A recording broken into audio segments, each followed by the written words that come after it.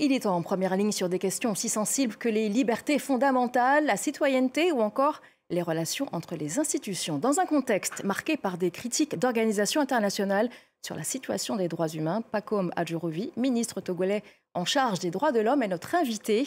Alors, quelle est la réalité sur le terrain? Quelle réponse aux préoccupations de la société civile et de la jeunesse?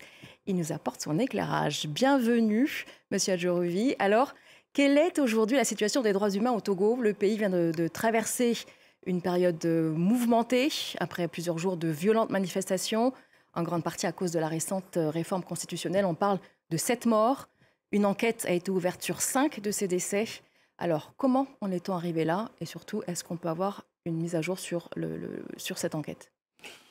Merci beaucoup, madame, de m'avoir invité et de permettre, à travers moi, le gouvernement togolais à s'exprimer sur ces faits qui ont été rapportés par-ci et par-là, grossis, exagérés. Mais la réalité des faits, je vais vous la donner telle que je l'ai vécue moi et que les Togolais l'ont vécue. En réalité, une fausse crise a été fabriquée par des gens dont l'agenda est purement ailleurs, l'agenda caché, c'est de déstabiliser un pays. C'est de dénigrer un pays. C'est de faire en sorte qu'on pense que le Togo est un pays qui vit sous une coupe dictatoriale. Et pour cela, rien n'a été épargné à ce pays qu'on a accablé de tous les maux. De quoi il s'agit? Madame, est-ce que vous pouvez accepter, concevoir que des individus, depuis l'extérieur, ordonnent à leurs compatriotes d'aller dans la rue, de brûler des commissariats, de brûler les mairies, de s'attaquer aux ambassades, et notamment à visage découvert? Attaquez-vous à l'ambassade de France, aux intérêts français. Ça a été dit. Nous avons les cassettes, nous avons... Cette incitation à la violence, à la haine, n'eût été le professionnalisme de nos forces de défense et de sécurité, madame, nous aurions le pire.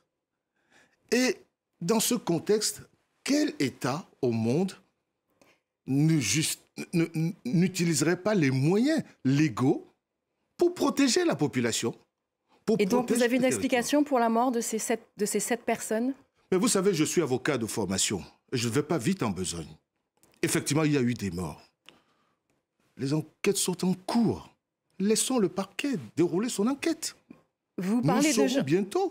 Alors, on attend donc le résultat de l'enquête, mais en tout cas, la majorité de ces gens qui étaient dans la rue n'étaient pas là uniquement pour des pillages. Il y avait quand même des revendications qui étaient justifiées, notamment la réforme constitutionnelle, mais pas que d'ailleurs.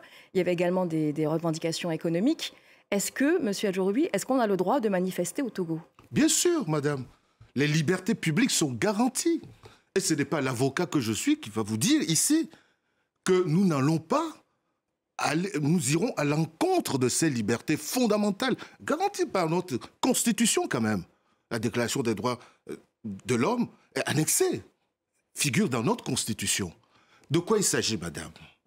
Il s'agissait tout simplement que, comme dans tous les pays du monde, ceux qui veulent manifester, qui veulent occuper l'espace public, disent à l'autorité de tutelle, le ministère du secteur, qui nous sommes, que voulons-nous faire, quel jour, quelle date, pour que nous puissions organiser cela. Puisque je viens de vous dire, dans les revendications qui ont été portées à la connaissance sur les réseaux sociaux, on nous disait clairement, attaquez-vous aux forces de l'ordre, attaquez les ambassades. Il y a toujours des débordements. Dans toute manifestation, il y a toujours des débordements. Oui, madame. Mais il y a toujours quand même une raison pour ces manifestations. C'est pour ça. Et non, donc, est-ce que vous écoutez, est-ce que vous entendez, d'ailleurs la plupart de ces manifestants étaient des jeunes, notamment c'est sur les réseaux sociaux que ces messages ont été envoyés, donc ça veut dire déjà par définition une grande partie de la jeunesse. Est-ce que vous les écoutez, est-ce que vous les entendez? À part répondre avec de la violence, est-ce que vous les entendez? Non madame, c'est là où nous divergeons sur l'appréciation. Bien entendu, je l'ai dit précédemment ailleurs, que parmi ces manifestants, il y a certains qui peut-être pensent que le sujet les interpelle et qui viennent manifester. D'ailleurs, excusez-moi de vous couper, parce que d'ailleurs, vous avez notamment, parmi ces personnes donc, qui appelaient à manifester à travers les réseaux sociaux, vous l'avez mentionné, il y a l'artiste Amron que nous avons reçu en interview, qui a été arrêté, qui a été forcé d'être interné dans un hôpital psychiatrique, c'est quand même... et qui, à sa sortie, nous a accordé une interview en nous disant qu'il avait été torturé. Que dites-vous, monsieur Adjorovi? Apportez-nous les preuves. Pour l'instant, je vous dis, toute une enquête est montée sur cette affaire. Et nous attendons les conclusions. Si tel est le cas, nous en tirerons les conséquences. Mais ce qui est certain, c'est que la jeunesse, une partie de la jeunesse, pas toute la jeunesse, excusez-moi, je reviens de 400 km de Lomé, un pays kabyle, où se tiennent traditionnellement les luttes traditionnelles. Le nombre de jeunes que j'ai vus, puisque cette lutte concerne les jeunes gens qui accèdent à la majorité, c'est-à-dire à 18 ans. Ils étaient des milliers et des milliers qui, après la fête, se sont retrouvés chez le chef de l'État pour le conforter, pour l'applaudir. Et ces jeunes ne sont pas aussi des jeunes Togolais. Je vais vous dire quelque chose. Vous parlez d'Amron, artiste togolais.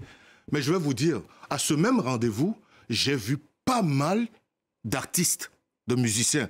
Je ne veux pas donner leur nom ici parce que, bien entendu, nous sommes dans une époque maintenant où, dès qu'on donne un nom qui semble apprécier ce que fait le gouvernement, des torrents de boue, d'insultes, vous allez voir.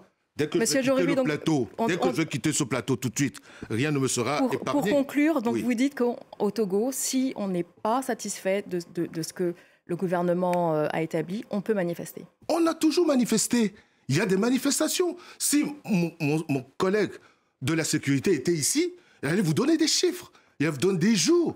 Il y a eu des manifestations où l'opposition a pu manifester. Mais lorsqu'on leur dit, dans le contexte que nous vivons, et avec les menaces qui pèsent, avec tous ces gens qui déversent des torrents de boue, nous ne pouvons pas permettre certaines manifestations parce que l'ordre public ne sera pas assuré, la sécurité des Togolais ne sera pas assurée. Ce n'est pas une interdiction. Il n'y a pas d'interdiction au Togo. Et je suis venu marteler cela.